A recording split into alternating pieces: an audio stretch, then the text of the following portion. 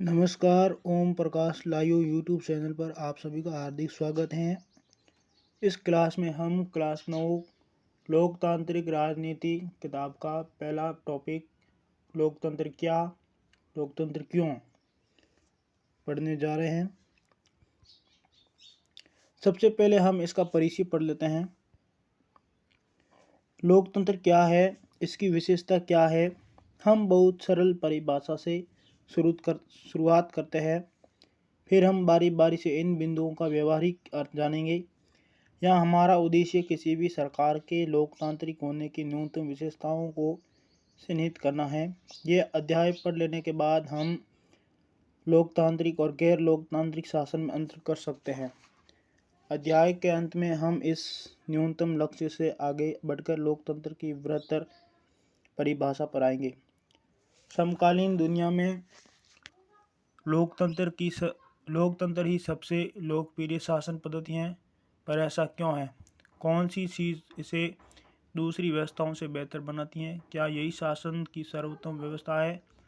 इस सवालों पर हम इस अध्याय के बाद वाले हिस्से में चर्चा करेंगे।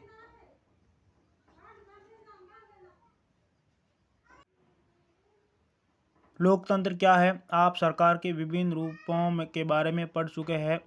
लोकतंत्र की अब तक की आपकी समझ के आधार पर कुछ उदाहरण देते हुए सरकारों की कुछ सामान्य विशेषताएं लिखें। लोकतांत्रिक सरकारें, गैर लोकतांत्रिक सरकारें। परिभाषा की ज़रूरत क्यों? आगे बढ़ने से पहले आइए सबसे पहले एक मेधावी छात्रा मेरी की आपत्ति पर गौर किया जाए। वह लोकतंत्र को परिभाषित करने के इस तरीके को पसंद नहीं करती और कुछ बुनियादी सवाल पूछना चाहती है। उसकी अध्यापिका मेडिटा लिंगदो ने उसके सवालों को जवाब देना शुरू किया तो कक्षा की अन्य छात्राएं भी इस चर्चा में भाग लेने लगी। मेरी मैडम, मुझे यह तरीका ठीक नहीं लगता। पहले लोकतांत्रिक व्यवस्थाओं के बारे में चर्चा किया और अब आकर हम लोकतंत्र का मतलब जानने की कोशिश कर रहे हैं। मेरे कहने का मतलब है कि इस काम को ही हमें पहले करना था और पहले अध्याय वाला पढ़े। अब क्या ऐसा ठीक नहीं होता?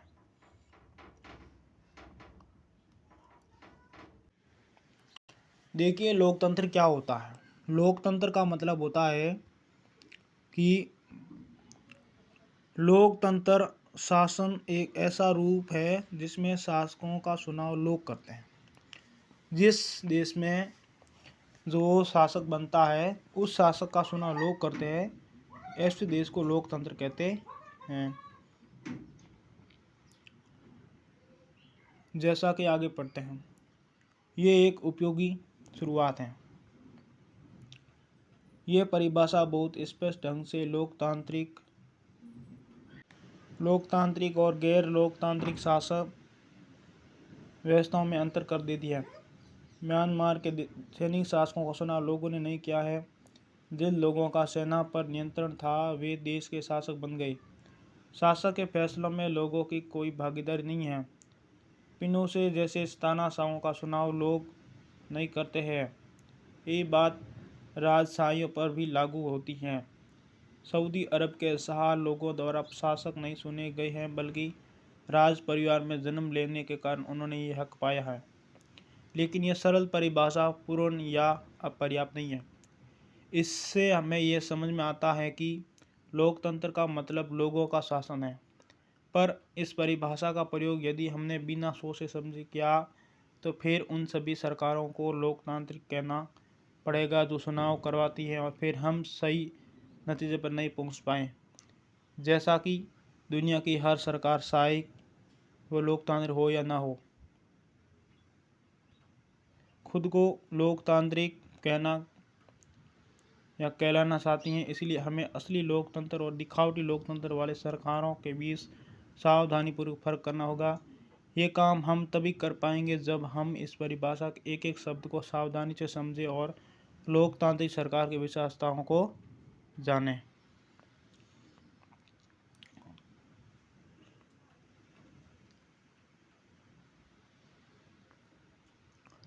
लोकतंत्र की विशेषताएं। हमने इस सरल परिभाषा के साथ शुरुआत की कि लोकतंत्र शासन का एक रूप है जिसमें जनता शासकों का चुनाव करती है। इससे अनेक सवाल उठ खड़े होते हैं। इस परिभाषा के अनुसार शासक कौन है? किसी सरकार को लोकतांत्रिक कहे जाने के लिए उनके किन अधिकारों का चुनाव हुआ होना आवश्यक है? लोकतंत्र में वे कौन से फैसले जो बिना सुने हुए अधिकारों भी ले सकते हैं? किस तरह के चुनाव को लोकतांत्रिक चुनाव कहते हैं? किसी चुनाव को लोकतांत्रिक कहने के लिए किन शर्तों को पूरा किया जाना जरूरी है? कौन लोग शासकों का चुनाव कर सकते हैं या खुद शासक चुने जा सकते हैं? क्या इसमें प्रत्येक नागरिक का बराबरी की हैसियत से भाग लेना जरूरी है? क्या कोई लोकतांत्रिक व्यवस्था अपने कुछ नागरिकों को इस अधिकार से वंचित कर सकती है? सरकार की किस स्वरूप को लोकतांत्रिक कहेंगे? क्या चुने हुए शासक लोकतंत्र में अपनी मर्जी से सब कुछ कर सकते हैं या लोकतांत्रिक सरकार के लिए कुछ लक्ष्मण रेखाओं में बंधकर काम करना जरूरी है? क्या लोकतांत्रिक शासक व्यवस्था को नागरिकों के कुछ अधिकारों का आदर करना चाहिए? आइए कुछ उदाहरणों के साथ इन सब पर बारी बारी से विचार करें। प्रमुख फैसले निर्वाचित नेताओं के हाथ हैं। पाकिस्तान में जनरल परवेज मुशर्रफ ने अक्टूबर 1999 में सैनिक तख्तापलट की अगुवाई की। इन्होंने लोकतांत्रिक ढंग से चुनी हुई सरकार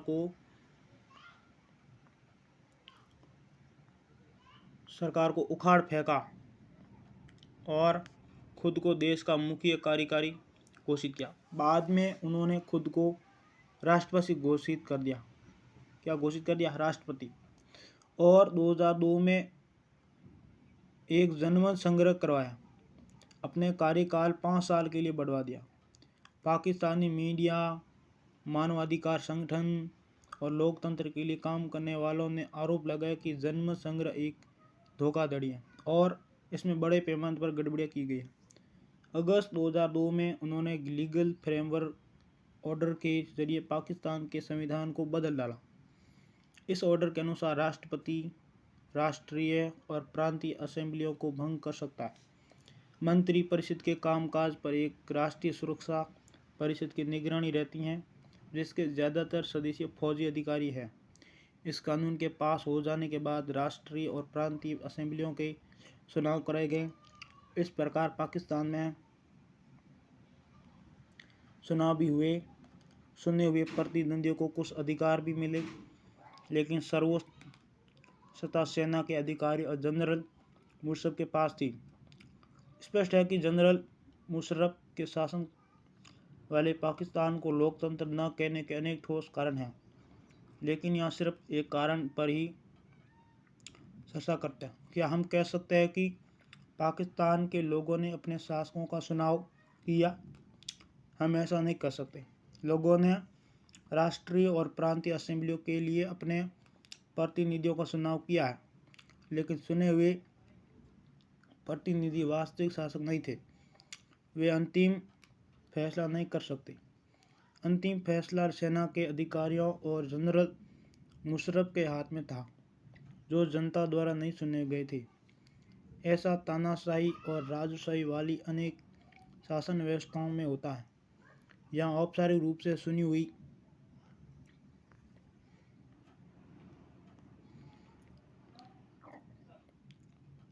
संसद और सरकार तो होती है, पर असली सत्ता उन लोगों के हाथ में होती है जिन्हें जनता नहीं सुनती।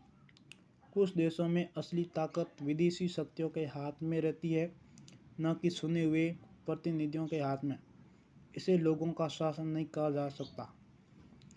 इससे हम लोकतांत्रिक शासन व्यवस्था की पहली विशेषता पर पहुंचते हैं। लोकतंत्र में अंतिम निर्णय लेने की शक्ति लोगों द्वारा चुने हुए प्रतिनिधियों के पास ही होनी चाहिए। आगे, स्वतंत्र और निष्पक्ष चुनावी मुकाबला। चीन की संसद को कुआंगुओ रेम मिनदाइवियाओ दाहुई राष्ट्रीय जन संसद कहते हैं। चीन की संसद के प्रति 5 वर्ष बाद नियमित रूप से चुनाव होते हैं। इस संसद को देश का राष्ट्रपति नियुक्त करने का अधिकार है। इसमें पूरे चीन से करीब 3000 सदस्य आते हैं। कुछ सदस्यों का चुनाव सेना भी करती है। चुनाव लड़ने से पहले सभी उम्मीदवारों को चीनी कम्युनिस्ट पार्टी से मंजूरी लेनी होती है। 2002-3 में हुए चुनाव में सिर्फ कम्युनिस्ट पार्टी और उससे संबंधित कुछ छोटी पार्टियों के सदस्यों को ही चुनाव लड़ने की अनुमति मिली। सरकार सदा कम्युनिस्ट पार्टी की ही बनती है।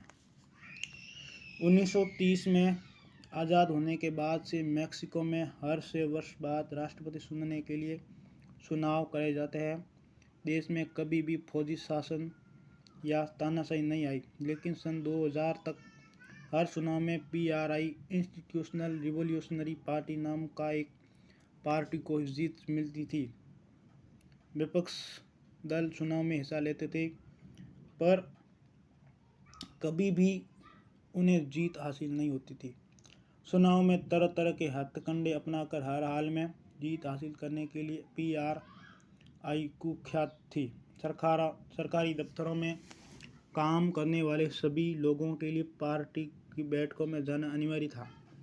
सरकारी स्कूलों के अध्यापक अपने छात्र छात्राओं के माँ बाप से PRI के लिए वोट देने को कहते थे।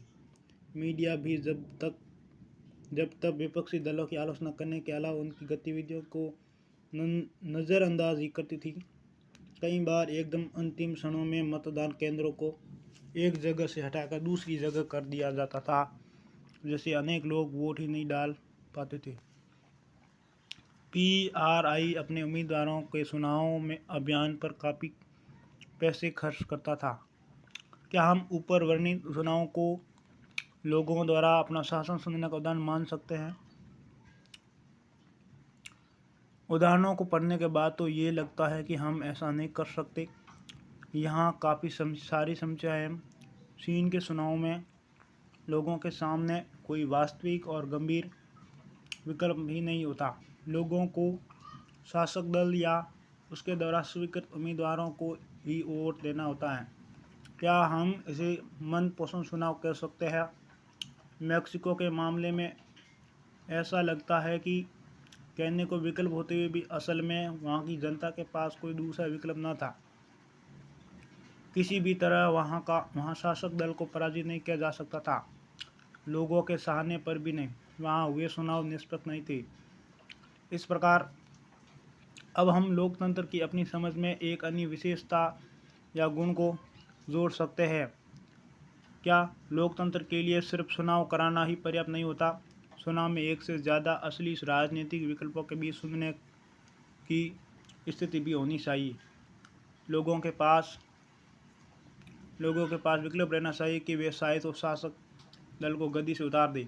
इस प्रकार लोकतंत्र निष्पक्ष और स्वतंत्र चुनाव पर आधारित होना चाहिए, ताकि सत्ता में बैठे लोगों के लिए जीत हार के समान अवसर हो। लोकतांत्रिक चुनाव के बारे में हम अध्याय 3 में बताएंगे। एक व्यक्ति एक वोट एक मोल। हमने पढ़ा कि किस तरह लोकतंत्र के लिए होने वाला संघर्ष सार्वभौम वयस्क मताधिकार के साथ जुड़ा था। अब इस सिद्धांत को लगभग पूरी दुनिया में मान लिया गया है, पर किसी व्यक्ति को मतदान के समान अधिकार से वंचित करने के उदाहरण भी कम नहीं है। 2015 तक सऊदी अरब में औरतों को वोट देने का अधिकार नहीं था। एस्टोनिया ने अपने यहाँ नागरिकता के नियम कुछ इस तरह से बनाए हैं कि रूसी अल्पसंख्यक समाज के लोगों को मतदान का अधिकार हासिल करने में मुश्किल होती है। फिजी की चुनावी प्रणाली में वहाँ के मूल वासियों के वोट का महत्व भारतीय मूल के फिजी नागरिक के वोट से ज़्यादा है। लोकतंत्र राजनीतिक समानता के बुनियादी सिद्धांत पर आधारित है। किस सिद्धांत पर आधारित है? बुनियादी सिद्धांत। इस प्रकार हम लोकतंत्र की तीसरी विशेषता को जान लेते हैं। लोकतंत्र में हर वयस्क नागरिक का एक वोट होना चाहिए और हर वोट का एक समान मूल्य होना चाहिए। अध्याय 3 में हम इस बारे में ज़्यादा विस्तार से पढ़ेंगे।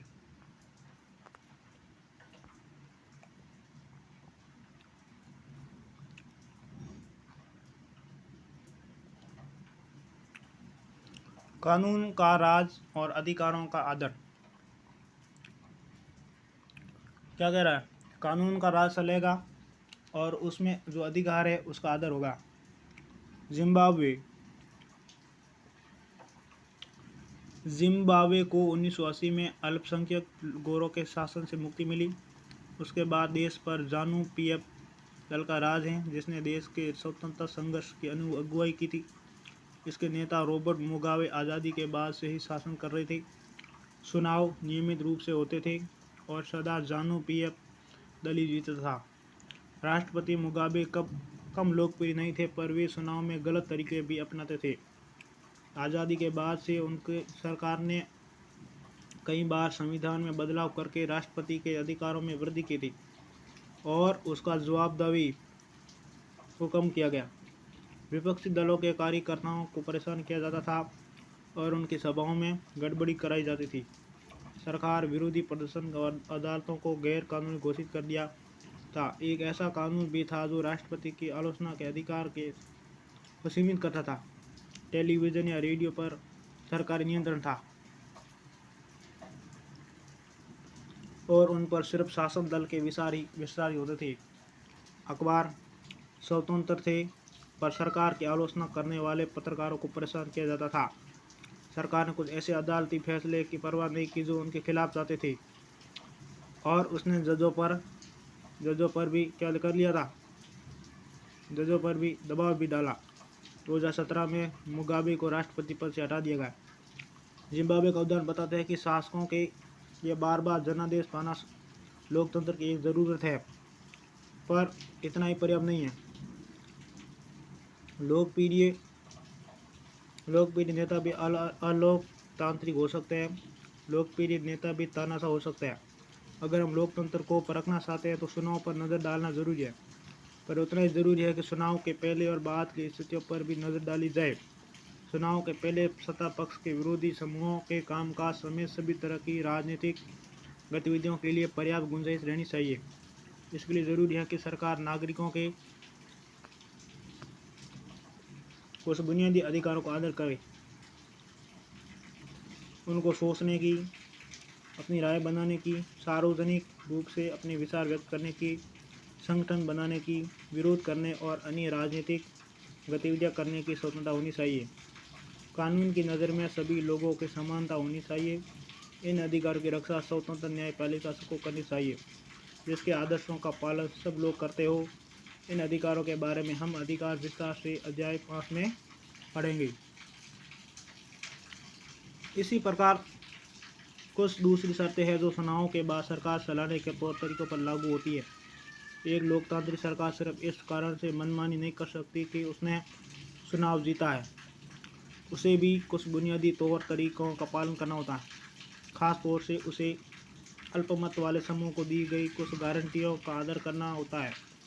हम हर प्रमुख फैसला लंबे विचार विमर्श के बाद लेना होता है। हर पदाधिकारी को उस पद के साथ जुड़े अधिकारी और जिम्मेदारियां संविधान द्वारा दी जाती है। ये सभी न सिर्फ जनता के प्रति उत्तरदायी है, बल्कि उन अन्य स्वतंत्र अधिकारी के प्रति भी उनकी जवाबदेही होती है। इसके बारे हम ज़्यादा विस्तार से अध्याय 4 में पढ़ेंगे। इस प्रकार हम लोकतंत्र की चौथी और अंतिम विशेषता कर सकते हैं। एक लोकतांत्रिक सरकार संवैधानिक कानूनों और नागरिक अधिकारों द्वारा किसी लक्ष्मण रेखाओं के भीतर ही काम करती हैं। परिभाषाओं का सारांश।